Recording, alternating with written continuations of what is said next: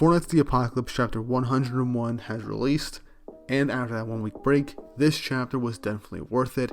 After the heart-wrencher, which was the last 2 chapters, with the loss of Jade and how it has been affecting all of the major players that are connected to him in this main group.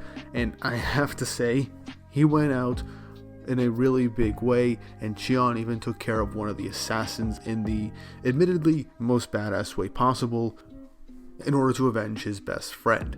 Now, this chapter had still the emotions and the tension and the ending of this chapter was honestly a shocking cliffhanger, but not something to be unexpected, as things would have been way too easy for things to conclude in the way that we would initially think. But enough of the prelude, let's hit that intro and get right into the chapter.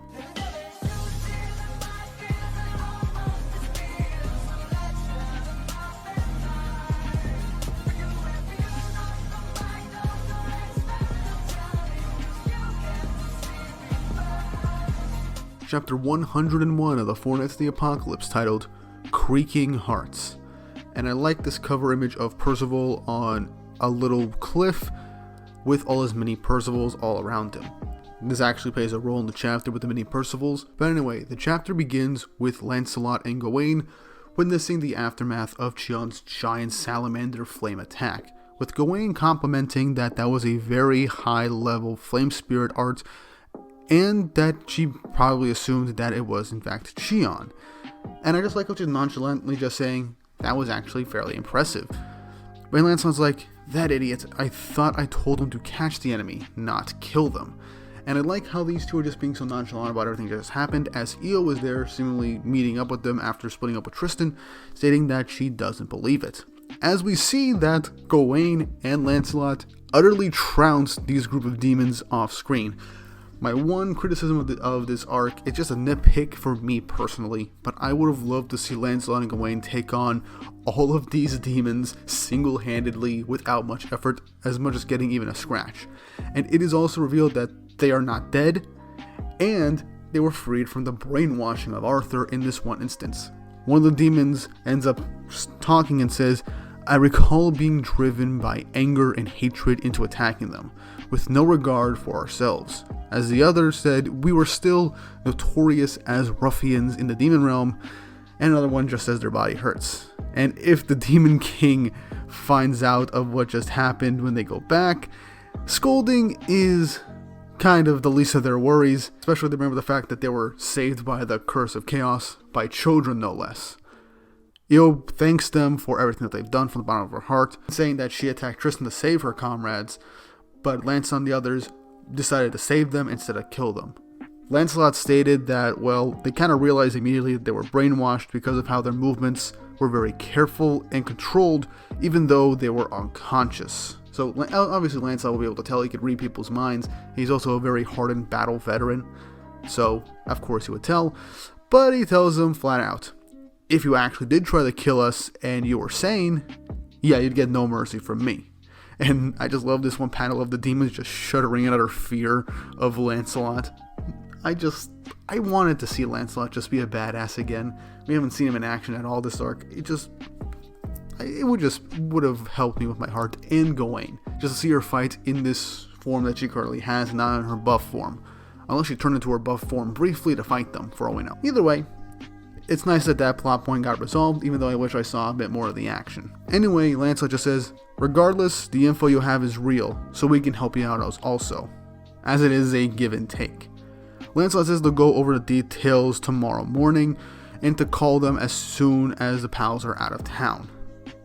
Lancelot yawns, turns back into his fairy form, and just says, I'm beat, as we're going off to head back to the hotel room, with Gawain reminding him about his promise of treating her to pudding. Io looks over to them as they're going away, stating, I never thought users of such power existed in the first place. Gawain goes over as they reach back to the inn, stating that they seem to have found the others, they're all back and they're all in the hotel room, so they probably found the prince. But Lancelot then notices, aren't we one magic source short? As it then cuts to the inn where Jade's dead body is on the bed as Lancelot and Gawain are staring down, wondering what's going on. Lancelot asks flat out what happened, and for somebody to say something, as everyone's kind of just in silence of what's going on, as Isolde breaks down in tears again, stating that it was all her fault because Jade protected her. An grabs her and consoles her and says it's not her fault. They were just attacked by the enemies all of a sudden because they couldn't sense any magic. She then points to Tjernich, saying that it's their fault, they're the ones to blame, as her partner killed Jade. As Tjernich says just to hold on a second, and even tries to bribe them with the gloves that Macduff gave her, which are gloves that makes people 4 to 5 times stronger, and how it's amazing. Let me go and I'll let you have it. Jian then grabs that and puts them on, as he then punches Tjernich in the face with this blank, soulless expression on his face, as she then gets recoiled back from the impact. Now, this actually made Jian scary, and it reminded me of our first interaction with him, with how he treated the Percival platoon, and the person he thought was Gawain in the armor in the Leonis arc. And I forgot how creepy and kind of scary he can be when he's just smiling and doing horrible things. Jian says, cool, so even a wimp like me can send you flying. Tjernich begs him to stop, but he says there's no point, because you are unforgivable, as we see a reflection in his pitch black eyes. Tristan tells Jian to wait, and that the one to blame is him. Tristan says that if he had Io stop her jamming magic sooner, believing that if he had done so, he probably would have been able to sense Jade and everyone in trouble, and he would have gone to save them, and none of this would have happened. I mean, the thing is, in a sense, you're right, but on the other hand, he had a good reason. As he states, the reason why they didn't stop her magic was because they were afraid that Arthur was going to overhear them, and that she is their stepping stone to Camelot, and Percival reacts relatively surprised about this. And this is true. If Tristan stopped the jamming sooner, Arthur probably could have heard them, and probably would have done something even worse than what we initially got. And Lancelot even confirms that the intel they got seems pretty strong. There's no doubt about that. Jian goes over and says, yes, as expected of Sir Tristan, but then Nazien says a single piece of information in exchange for a life is not worth it, as Jian gets angry at Nazien. As Nazien says, I'm sorry, I'm just being honest, as Jian grabs Nazien by the coat and says, apologize, you made it sound like it's Tristan's fault, as Nazien slaps Jian's hand away, stating, do you think it's right if one of us dies for another piece of information? Jian says nobody said that, but that's kind of how he implied it, even though he is obviously in both denial and in shock over what's going on and what just happened. He is in grief, so it's possible he's trying not to make Tristan feel too bad about what happened, but it is Jian, so he's probably got all his emotions kind of mixed up, and he is kind of in his soulless blank phase that he is right now. So I don't blame Naziens for not just saying this, but Jian reacting the way he is. Naziens then breaks out crying, says, I'd rather search for Camelot on foot by myself than lose another comrade over something like that. And Jian knows that he kind of feels the same way, but doesn't want to say this. That's how I'm interpreting the panel and his reactions. Donnie grabs onto Naziens, says, look man, I know how you feel, but we really do need that intel. Percival staring off at Naziens crying, as Naziens thinks back to their previous conversation with Jade, stating that he can't stand it. Jade had his entire future stolen from him in this whole big instance. And it was right when him and the Percival platoon were actually starting to become really good friends.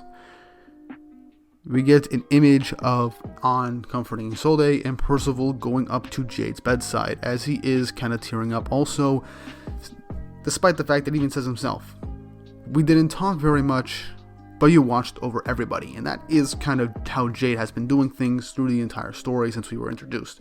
He hated Tristan's guts, but he looked after him and he respected them. So yeah, that was kind of a good balance, and he did look after everyone on his team, and even the Tristan platoon when the time came for it. So Percival just says, let's all stop fighting, I bet Jade wouldn't want that. But then something interesting happens. The mini Percivals talk on their own. Now, we all know that they do kind of have a bit of sentience, but they say something interesting. They say, why would it bother him? His soul's already gone to heaven. as this gets the attention of Lancelot and the rest of the group, as begin to say a soul with regrets might linger in this world, but his regrets probably weren't that big.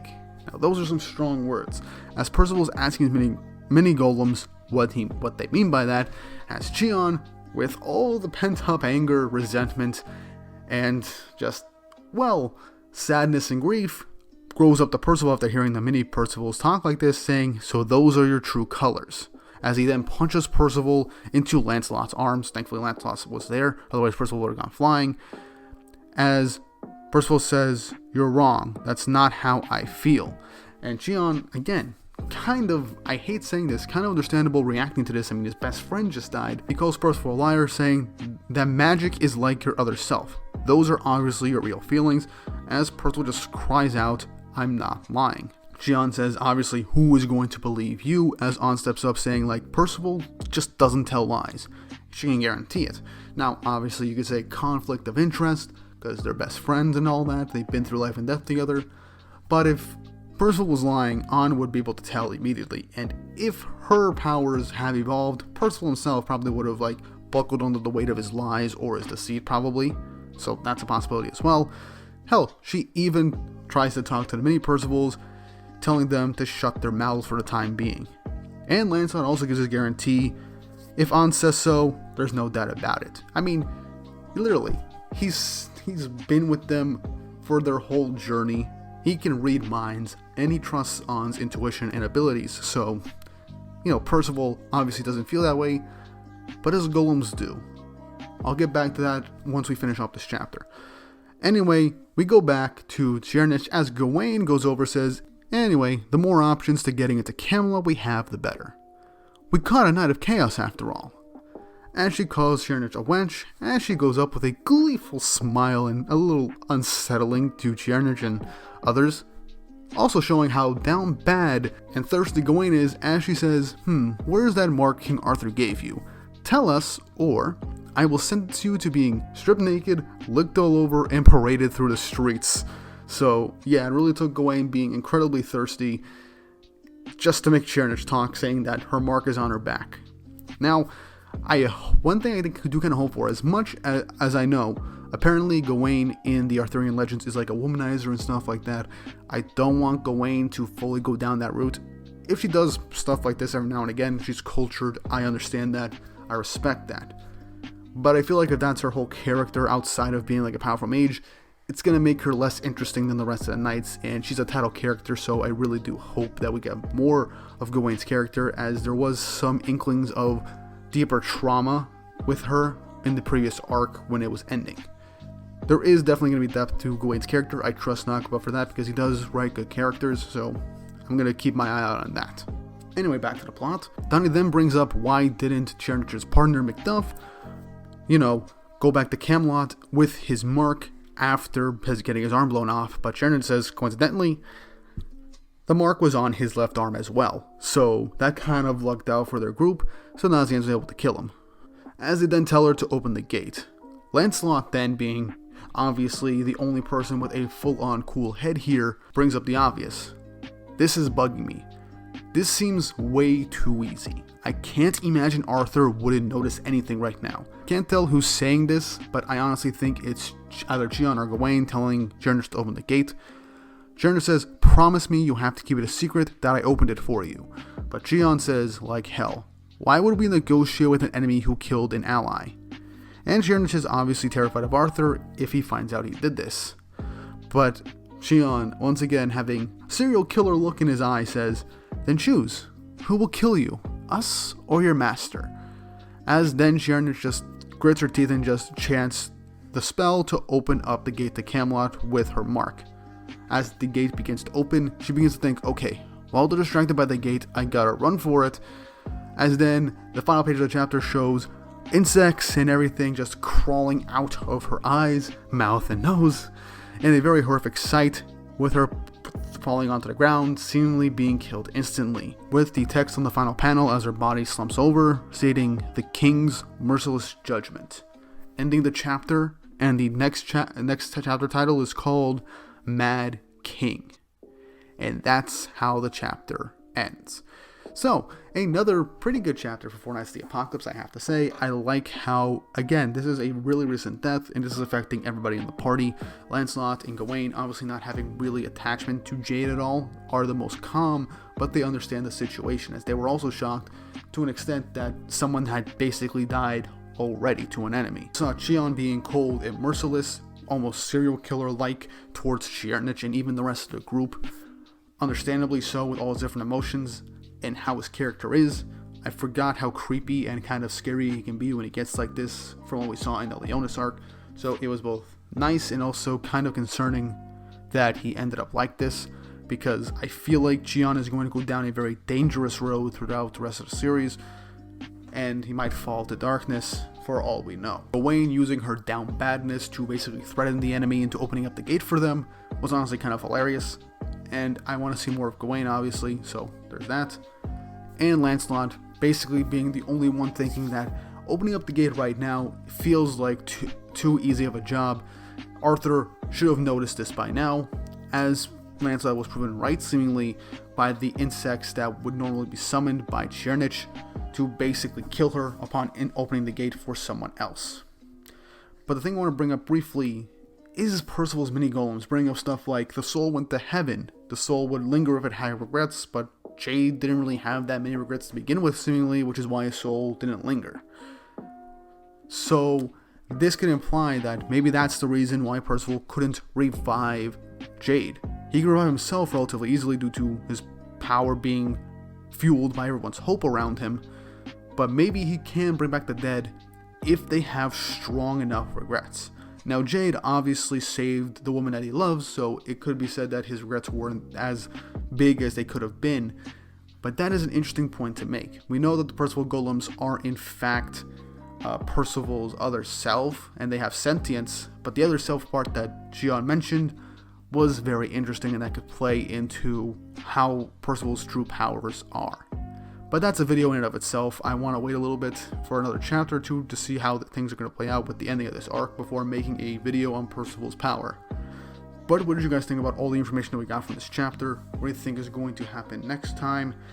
And just everything in between. Let me know your thoughts, opinions, and theories in the comment section down below. I really do like hearing your thoughts and interacting with you guys. I can't wait to see what happens next. Leave your thoughts and opinions down below, and don't forget to like and subscribe and hit the notification bell for updates on future videos. It really does help, and it shows you guys like the content on the channel, and it encourages me to make more Four Knights videos and reviews. With all that said and done, I hope you enjoyed the video, and I hope you all have an awesome day.